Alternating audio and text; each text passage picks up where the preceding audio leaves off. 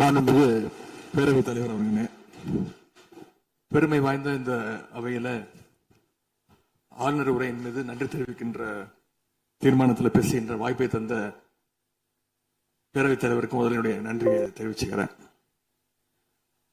அதுமாதிரி நம்முடைய மாண்பு முதலமைச்சர் அவர்களுக்கு திராவிட முன்னேற்ற கழகத்துடைய சட்டமன்ற உறுப்பினர்கள் அனைவரின் சார்பாகவும் எங்களுடைய பிறந்தநாள் வாழ்த்துக்களையும் நான் தெரிவிச்சுக்கிறேன்.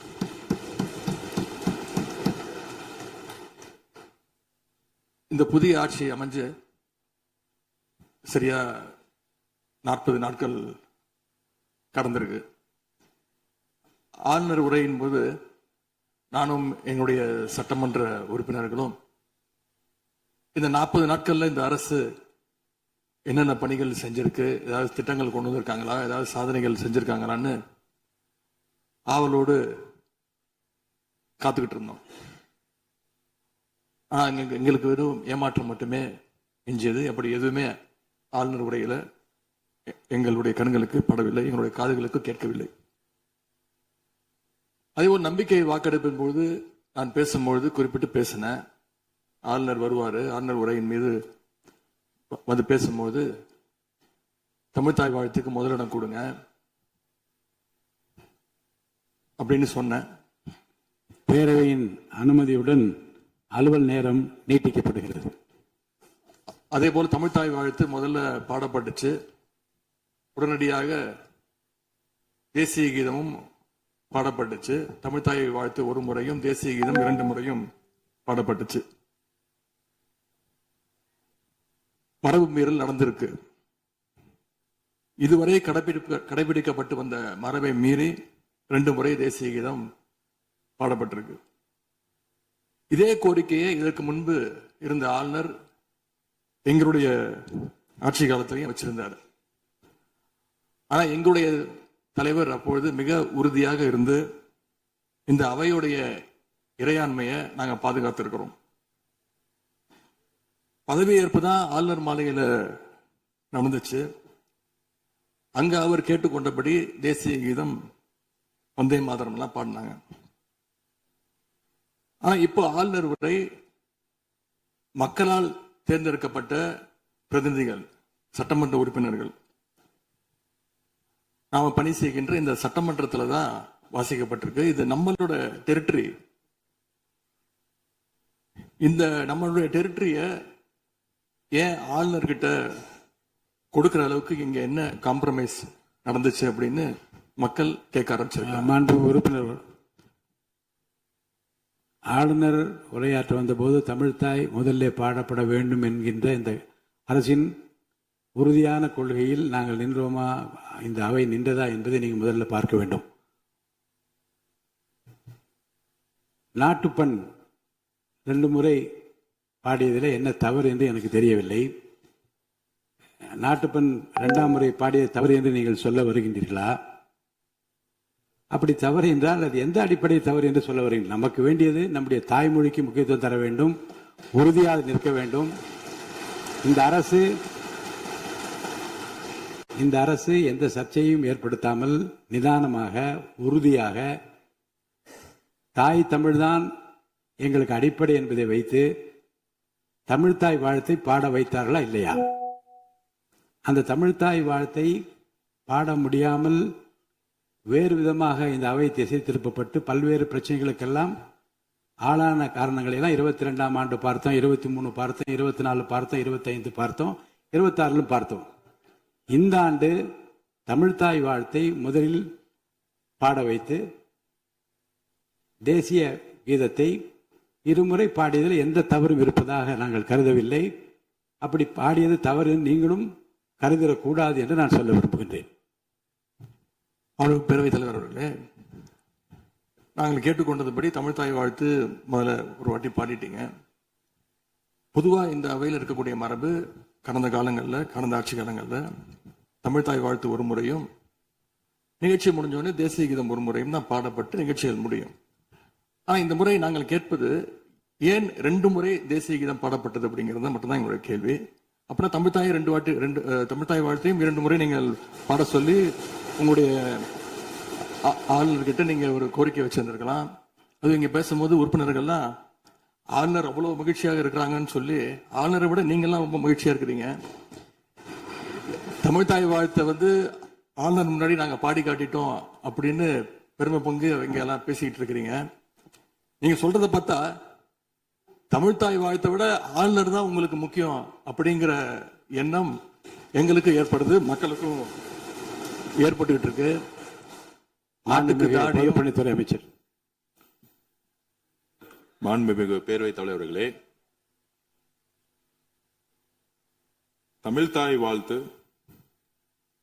எங்களுடைய முதல்வருக்கு உயிருக்கு எந்த அளவிற்கு முக்கியமோ அதே அந்த அளவுக்கு நாங்கள் முக்கியத்துவம் தருவோம்.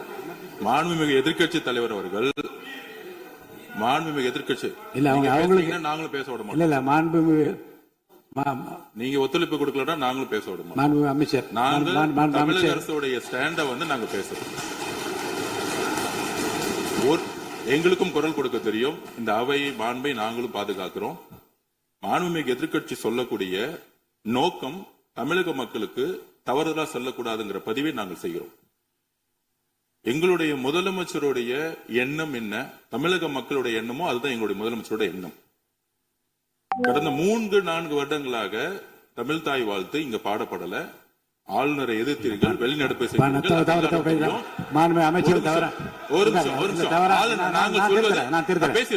பேசி முடிக்கிறேன். ஆளுநர் முன்பு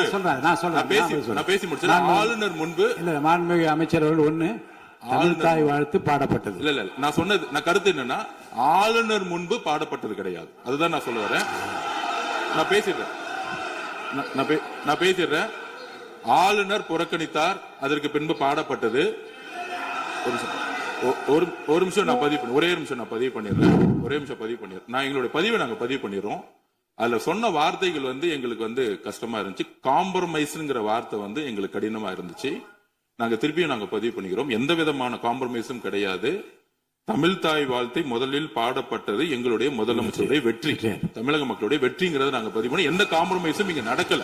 அதை நாங்க பதிவு பண்ணிக்கிறோம். மாண்புமிகு உறுப்பினர். பேரவைத் தலைவர்களே, நாங்க மீண்டும் அதான் கேட்கிறோம். தமிழ்தாய் வாழ்த்து ஒரு முறை பாடிட்டீங்க, அதுக்கு வாழ்த்துக்கள். ஏன் தேசிய கீதம் 2 முறை பாடப்பட்டுச்சு? அப்ப ஆளுநர்கிட்ட நீங்க கோரிக்கை வச்சிருக்கனால நீங்க தேசிய கீதம் 2 முறை பாட பண்ணணும்னா நாங்க தமிழ்தாய் வாழ்த்து 2 முறை இல்ல 3 முறை நாங்க போடுவோம்னு சொல்லி அதை நீங்க செஞ்சு காட்டிருக்கணும். அதுதான் நான் கேட்கிறேன். உங்களுக்கு இப்ப ஆளுநர் முக்கியமா, தமிழ்தாய் வாழ்த்து முக்கியமா அப்படிங்கறத நான் இந்த அரசுகிட்ட நான் கேட்க விரும்புறேன்.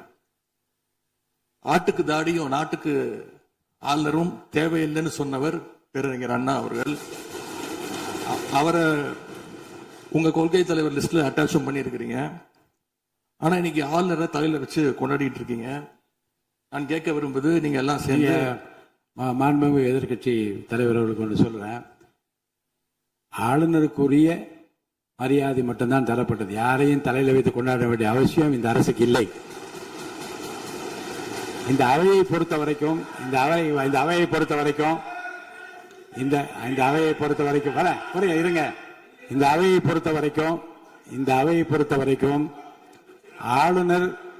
ஆளுநர் இங்கே வருகை தருகிற போது உரிய முறையில் மரியாதையும், இந்த அவையினுடைய விருப்பத்திற்கு ஏற்ப, அவைத் தலைவரின் விருப்பத்திற்கு ஏற்பதான் நிகழ்வு நடைபெறும் என்பதையும் உறுதியாக நின்று தமிழ்தாய் வாழ்த்தை முதலில் பாட வைத்து, தமிழ்தாய் வாழ்த்துக்கு பிறகு தேசிய கீதம் ஒரு முறை அல்ல 2 முறை பாடப்பட்டது. அதில் எந்த விதமான தவறும் கிடையாது. அதில் வந்து உள்நோக்கு கற்பிப்பது தவறு என்று நான் கூறுகின்றேன்.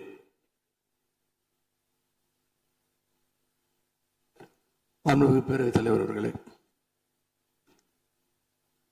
கலா யதார்த்தத்துக்கும் ஆளுநர் உரைக்கும் மிகப்பெரிய வித்தியாசம் இருக்கின்றது. மிகப்பெரிய வேறுபாடு எங்களுக்கு தெரிகின்றது.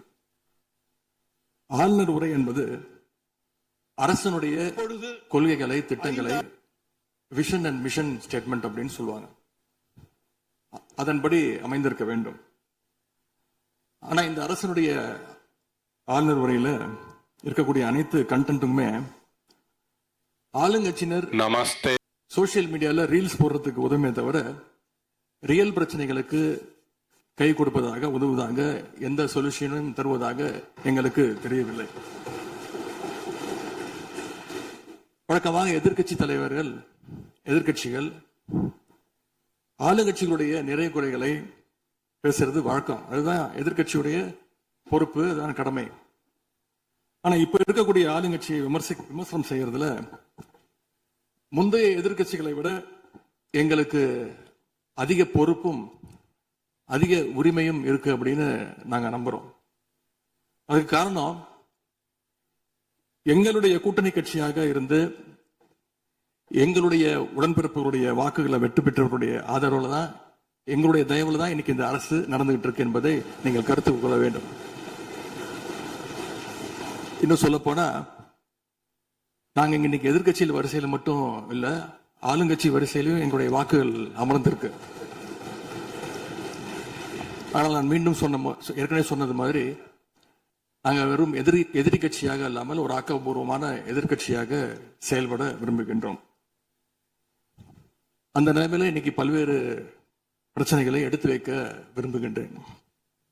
முதல்ல, கடந்த 2 மாதங்களாக எங்களுடைய வேண்டுகோளை ஏற்று கலைஞர் மகளிர் உரிமை தொகையை 15ஆம் தேதி கரெக்டா மகளுடைய அக்கௌண்ட்ல போட்டதுக்கு எங்களுடைய நன்றியை நாங்க தெரிவிச்சுக்கிறோம். அதே போல எங்களுடைய தலைவர் அவர்களால் தொடங்கப்பட்ட முதலமைச்சர் காலை உணவு திட்டம் 1ஆம் வகுப்பிலிருந்து 5ஆம் வகுப்பு வரைக்கும் நாங்கள் கொடுத்துட்டு இருந்தோம். அதை வர செப்டம்பர் மாதத்திலிருந்து தந்தை பெரியாருடைய பிறந்த நாள்ல இருந்து 8ஆம் வகுப்பு வரைக்கும் நீங்க நீட்டிக்க போவதாக செய்திகள் பார்த்தேன். எனவே எங்களுடைய திட்டத்தை நீங்கள் இன்னைக்கு எக்ஸ்டெண்ட் பண்ணியிருக்கிறதுக்காக மீண்டும் எங்களுடைய பாராட்டுகளையும் நன்றிகளையும் முதல்ல நான் தெரிவிச்சுக்கிறேன். ஆனா எங்களுடைய முதலமைச்சர் அவர்கள் தொடங்கின நான் முதல்வன் திட்டத்தை நீங்க முடக்கிற முயற்சியில இறங்கியிருக்கீங்கன்னு கேள்விப்பட்டோம். தமிழ்நாட்டில் இருக்கக்கூடிய ஒவ்வொரு இளைஞர்களும் அவங்களுடைய துறைகள்ல நான் முதல்வன் அப்படின்னு உருவாகணும்னு தான் எங்களுடைய தலைவர் இந்த திட்டத்தை கொண்டு வந்தாங்க. இந்த நான் முதல்வன் திட்டத்தில் மட்டும் பாத்தீங்கன்னா, கடந்த 4 வருடங்கள்ல 41 லட்சம் மாணவர்கள் இதுல டைரக்டா பெனிஃபிட் அடைஞ்சிருக்கிறாங்க. நான் முதல்வன் திட்டத்தின் மூலம் பள்ளிக்கூடம் செல்லுகின்ற மாணவர்களுக்கு அடுத்து அவங்களுடைய ஹையர் ஸ்டடிஸ் என்ன, எப்படி படிக்கணும், எந்த கோர்ஸ் எடுக்கணும் அப்படின்னு அவங்களுக்கு கைடன்ஸ் கொடுத்துருக்கிறோம். அதே மாதிரி உயர்கல்வி படிக்கின்ற மாணவர்களுக்கு எங்க போய் வேலைக்கு சேரணும், அவங்களுடைய எம்ப்ளாய்மெண்ட் ஸ்டெபிலிட்டியை நாங்க ஸ்ட்ரென்த் பண்ணிருக்கோம். முக்கியமா நான் முதல்வன் திட்டத்தின் மூலமா யூபிஎஸ்சி மாதிரியான சிவில் சர்வீசஸ் தேர்வுக்கு தயாரிக்கின்ற மாணவர்களுக்கு ஹாஸ்டல் வசதியோட பயிற்சியும் வழங்கப்பட்டிருக்கு. பிரிலிம்ஸ் தேர்வாளர்களுக்கு மாசம் 7,500 ரூபாய், மெயின்ஸ் தேர்வாகிறவங்களுக்கு மாசம் 25,000 ரூபாய் கல்வி ஊக்கத்தொகையை இந்த நான் முதல்வன் திட்டத்தின் மூலம் எங்களுடைய அரசு கொடுத்துச்சு. அது மட்டும் இல்ல, டெல்லிக்கு இன்டர்வியூக்கு போயிட்டு வர்றதுக்கு அவங்களுக்கான போக்குவரத்து கட்டணத்தையும் அந்த செலவையும் அரசே ஏற்றிருக்கு நான் முதல்வன் திட்டத்தின் மூலமாக. சென்ற ஆண்டு மட்டும் தமிழ்நாட்டில் இருந்து யூபிஎஸ்சி கிளியர் பண்ண 60 பேர்ல 56 மாணவர்கள் இந்த நான் முதல்வன் திட்டத்தின் மூலம் பயன்பெற்றவங்க. அதுல இன்னும் குறிப்பிட்டு சொல்லணும்னா, ஆல் இண்டியா லெவல்ல 2nd பிளேஸ் படிச்ச சகோதரி ராஜேஸ்வரி நான் முதல்வன் திட்டத்தில் பயன்பெற்றவங்க. இப்படிப்பட்ட நான் முதல்வன் திட்டத்தை கைவிட வேண்டிய அவசியம் என்ன அப்படிங்கறது முதலமைச்சர் அவர்கள் தன்னுடைய பதில் உரையில கூற வேண்டும்னு நான் விருப்பப்படுறேன். அதே மாதிரி சமீபத்தில் டெல்லிக்கு போன முதலமைச்சர் அவர்கள் நிதி ஆயோக் கூட்டத்தில் பல்வேறு விஷயங்களை பத்தி பேசியிருக்கிறார். அதுவும் குறிப்பா நம்முடைய தமிழ்நாடு இன்னைக்கு இந்தியாவிலேயே பொருளாதாரத்தில் 2வது பெரிய மாநிலமாக வளர்ந்திருக்கு அப்படிங்க பெருமையா பேசியிருக்கிறார். அது மட்டும் இல்ல, தமிழ்நாட்டில் டாக்டர் கலைஞர் அவர்களால் தொடங்கப்பட்டு எங்களுடைய தலைவர் அவர்களால் வளர்க்கப்பட்ட, அதுவும் கடந்த ஆட்சியில் என்னுடைய கட்டுப்பாட்டில் இருந்த மகளிர் சுய உதவி குழுக்கள் மிகச்சிறப்பாக செயல்படுது அப்படின்னு முதலமைச்சர் அவர்கள் பேசியிருக்கிறாங்க.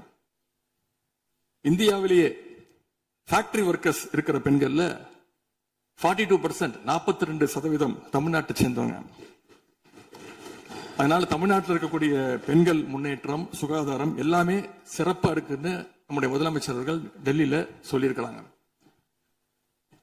திரைப்படங்கள்ல தான் பாத்தீங்கன்னா ஒரே பாட்டுல ஏழையா இருக்கிறவன் ஒரே பாட்டுல 5 நிமிஷத்துல 4.5 நிமிஷத்துல பெரிய பணக்காரன் ஆயிடுவான். ஆனா அது மாதிரி நிஜத்துல ஒரு மாச ஆட்சியில தமிழ்நாடு மாதிரியான மிகப்பெரிய மாநிலத்தை அந்த அளவுக்கு எல்லாம் வளர்த்த முடியாது. இந்த சாதனைகள் எல்லாம் யார் ஆட்சி காலத்துல நடந்துச்சுன்னு மக்களுக்கும் தெரியும், மக்களும் பார்த்துக்கிட்டு இருக்காங்க, முதலமைச்சருக்கும் தெரியும். அதே மாதிரி பேரவைத் தலைவர்களே, இந்த ஆட்சியில இன்னொரு பழக்கமும் புதுசா வந்திருக்கு. அதாவது எங்களுடைய திராவிட மாடல் ஆட்சியில நாங்க எடுத்த நடவடிக்கையால ஏதாவது நல்லது நடந்தா உடனே அதுக்கு ஸ்டிக்கர் ஒட்டிடுறாங்க. அது மட்டும் இல்ல, ஃபர்ஸ்ட் டைம் எவர் இன் தி ஹிஸ்டரி அப்படின்னு சொல்லிடுறாங்க. அப்படி சொன்ன சில ஃபேக் நியூஸ், தவறான தகவல்களை நான் குறிப்பிட விரும்புறேன். பஸ்ல மூத்த குடிமக்கள் கட்டணமில்லா பயணம் மேற்கொள்ள, மூத்த குடிமக்கள் பள்ளி மாணவர்கள் அவங்க எல்லாம் கட்டணம் இல்லாம பயணம் மேற்கொள்ள இந்த ஆட்சியில தான் முதல்ல அந்த திட்டம் கொண்டு வரப்பட்டது அப்படின்னு ஃபேக் நியூஸ் பரப்பிட்டாங்க. இதெல்லாம் ஏற்கனவே இருக்கக்கூடிய திட்டங்கள், எங்களுடைய ஆட்சியில கொண்டு வரப்பட்ட திட்டங்கள். அது மட்டும் இல்ல, அரசு பள்ளியில வழங்கப்படுகின்ற ஸ்கூல் பேக்ல முதலமைச்சரோட புகைப்படம் இல்லாம இப்பதான் முதல்ல வழங்குறோம் அப்படின்னு, ஃபர்ஸ்ட் டைம் இந்த ஹிஸ்டரி அப்படின்னு டேக் போட்டு ஃபேக் நியூஸை தொடர்ந்து பரப்பிட்டு இருக்கிறாங்க. இதெல்லாம் எங்களுடைய திராவிட முன்னேற்ற கழகம், எங்களுடைய திராவிட மாடல் அரசுல எங்களுடைய முதலமைச்சர் கொண்டு வந்த திட்டங்கள். இப்படி இவங்க ஸ்டிக்கர் ஒட்டின லிஸ்ட் மிகப்பெரிய லிஸ்ட். இன்னொரு முக்கியமான விஷயம் பத்தி இந்த நேரத்தில் பதிவு செய்ய விரும்புறேன். அறநிலையத்துறையின் அசையும் மற்றும் அசையா சொத்துக்களின் வருவாய் அதன் புனிதமான நோக்கத்திற்கு மட்டுமே பயன்படுத்தப்படும் அப்படின்னு ஆளுநர் உரையில இடம்பெற்றிருக்கு. இந்த கருத்தை பார்க்கும் பொழுது அறநிலையத்துறையே இருக்கக்கூடாது அப்படின்னு சொல்ற பாஜகவுடைய குரலாகத்தான் தாவேக அரசும் சொல்லுதா அப்படிங்கிற சந்தேகம் எங்களுக்கு வருது. பாஜகவும் வலதுசாரிகளும் சொல்றது இதுதான், அறநிலையத்துறை பள்ளி கல்லூரிகளை நடத்தக்கூடாது, அறநிலையத்துறை பள்ளி கல்லூரிகளை நடத்தக்கூடாது அப்படின்னு சொல்லிட்டு இருக்கிறாங்க. இதுக்காக வழக்கும் தொடர்ந்து இருக்கிறாங்க. இந்த நிலைப்பாடு திருமண மண்டபங்கள் வணிக வளங்களோடு நிற்குமா, இல்ல கல்வி நிறுவனங்களுக்கும் இந்த கண்டிஷன்ஸ் அப்ளை செய்யப்படுமா? மாண்புமிகு அறநிலையத்துறை அமைச்சர்கள். மாண்புமிகு பேரவை தலைவர் அவர்களே, மாண்புமிகு தமிழ்நாடு முதல்வர் அவர்களே, அறநிலையத்துறையை பொறுத்த வரைக்கும் கோவில்களின் வருமானம் கோவில்களில் வரக்கூடிய பக்தர்களுக்காக செலவிடப்படும் என்பதை நம்முடைய ஆளுநர் உரையில் இடம்பெற்றதுதான் அதோடைய சாராம்சம். இன்னொன்று, சமீபத்தில் வெளியிடப்பட்ட திருமண மண்டபங்கள் மற்றும் வணிக வளாகங்கள், அந்த பணிகள் துவங்கப்படாத பணிகள் நிறுத்தப்பட்டது என்பது, இந்த பணிகளை பொறுத்த வரைக்கும் நாம் ஆராய்ந்த வரைக்கும் அந்த கோவில்களில் பொதுமக்களுக்கு தேவையான அடிப்படை வசதிகள், பொதுமக்களுக்கு தேவையான தங்குமிட வசதிகள், பொதுமக்கள் பக்தர்கள் வரப்போது அவர்களுக்கு தேவையான அடிப்படையிலான கழிப்பறை வசதிகள் போன்ற இந்த வசதிகளை மேம்படுத்துவதை காட்டிலும் இவர்கள் கமர்ஷியலாக கோவில்களுக்கு திருமண மண்டபங்கள் கட்டுவதிலும் வணிக வளாகங்கள் கட்டுவதிலும் அதன் மூலமாக வருவாய் ஈட்டுவதை மட்டுமே குறிக்கோளாக வைத்துக் கொண்டு இந்த திட்டங்களை துவங்கியதன் காரணமாக மேலும் அதன் மீது பல்வேறு நீதிமன்ற வழக்குகள், ஸ்டே ஆர்டர்ஸ் இருப்பதனால நாம் அதையெல்லாம் ரத்து செய்து அறிவிச்சிருந்தோம். இதற்கு ஒரே ஒரு உதாரணமாக, எந்த அளவிற்கு கோவில்களை கமர்ஷியலாக மாற்றுவதற்கு கடந்த ஆட்சி காலத்தில் முயற்சி செய்து கொண்டிருந்தார் என்பதற்காக ஒரே ஒரு சிறிய உதாரணத்தை மட்டும் சொல்லிடுறேன். அருள்மிகு குன்னூரில் இருக்கக்கூடிய அருள்மிகு விநாயகர் திருக்கோயில், ஏறத்தாழ அந்த கோயில்கள் இருந்து கோயில் நிதியை பயன்படுத்தி 10 கோடி ரூபாய்க்கு 10 கோடி ரூபாய் மதிப்பில ஒரு மல்டி லெவல் கார் பார்க்கிங் வசதியை அந்த கோயிலுக்கு ஏற்படுத்துவதற்கான திட்டத்தை இந்த அரசு அனுமதித்திருக்கிறது. இதற்கு முன்னால் இருந்தக்கூடிய அமைச்சர் அவர்கள் அதை அறிவித்திருக்கிறாங்க. அந்த கோயில்ல ஒட்டுமொத்தமாக மாதத்திற்கு வரக்கூடிய பக்தர்களின் எண்ணிக்கையே 500 தான் ஆவரேஜா. அதே போல அந்த கோவில்களுக்கு அடிப்படையில கழிப்பறை வசதி கூட கிடையாது. இது மட்டும் இல்ல, குன்னூர் மற்றும் உதகையை சுற்றி இருக்கக்கூடிய அனைத்து பகுதிகளிலும் இருக்கக்கூடிய 50 கோவில்கள்ல பேசிக்கா இருக்கக்கூடிய டாய்லெட் ஃபெசிலிட்டிஸ் கூட அங்க இருக்கக்கூடிய கோயில்களுக்கு கிடையாது. அப்படிப்பட்ட இடங்கள்ல கோயில் நிதியை பயன்படுத்தி எதற்காக மல்டி லெவல் கார் பார்க்கிங் தேவைப்படுது? அப்ப இது கமர்ஷியல் திட்டங்கள் இல்லையா? கோவில் நிதியை வந்து இப்படி கமர்ஷியலாக பயன்படுத்துவதற்கு எதிராக தான் நாம இந்த திட்டங்களை எல்லாமே தடுத்து இந்த திட்டங்கள் தேவையில்லை, அதற்கு பதிலாக நம்முடைய அரசாணையிலே வெளியிட்டிருக்கிறோம். மிக தெளிவாக கடைசி வரியை படித்து பார்த்தால் எல்லாருக்கும் தெரியும். இந்த கோவில் நிதியை பயன்படுத்தி கோவிலும் பக்தர்களும் பயன்பெறக்கூடிய வகையில மாற்று திட்டங்களை உருவாக்கும்ன்ற வரியை நம்ம மென்ஷன் பண்ணியிருந்தோம். எந்த இடத்திலையுமே மக்கள் பயன்படக்கூடிய கல்வி நிலையங்களையோ இல்ல இது போன்ற மருத்துவ வசதிகளையோ நாம செய்து தர மாட்டோம்னு சொல்லல. இன்னும் சொல்ல போனா கடந்த 5 ஆண்டுகள்ல ஒன்றிய அரசின் நிதி உதவியோடு பழனியில பாத்தீங்கன்னா ஒரு சித்த மருத்துவமனை கட்டுவதற்கான நிதி உதவியை ஒன்றிய அரசு தருவதற்கு தயாராக இருந்தது. ஆனா கடந்த ஆட்சியில அந்த திட்டத்தை அப்படியே கிடப்புல போட்டுட்டு கேட்டா ரெக்கரிங் செலவை எங்களால ஏத்துக்க முடியாது அப்படின்னு சொல்லி கிடப்புல போட்டு வச்சிருந்த இந்த திட்டத்தை நாம இன்றைக்கு கையில் எடுத்து அதை துவங்குவதற்கான ஆய்வில் இறங்கியிருக்கிறோம். அப்ப எந்த இடத்திலையுமே மக்கள் பயன்பெறக்கூடிய திட்டங்களை நாம தடுக்கவும் இல்ல, நாம யாருக்கும் பி டீமாக இருந்து வேலை செய்ய வேண்டிய அவசியமும் இல்ல. கோயில்களின் நிதியை ஒரு காலமும் கமர்ஷியலாக பயன்படுத்த வேண்டிய அவசியமும் மாண்புமிகு தமிழ்நாடு முதலமைச்சர் தலைமையிலான தமிழக வெற்றி கழகத்தின் ஆட்சிக்கு தேவையும் இல்லை. மாண்புமிகு உறுப்பினர்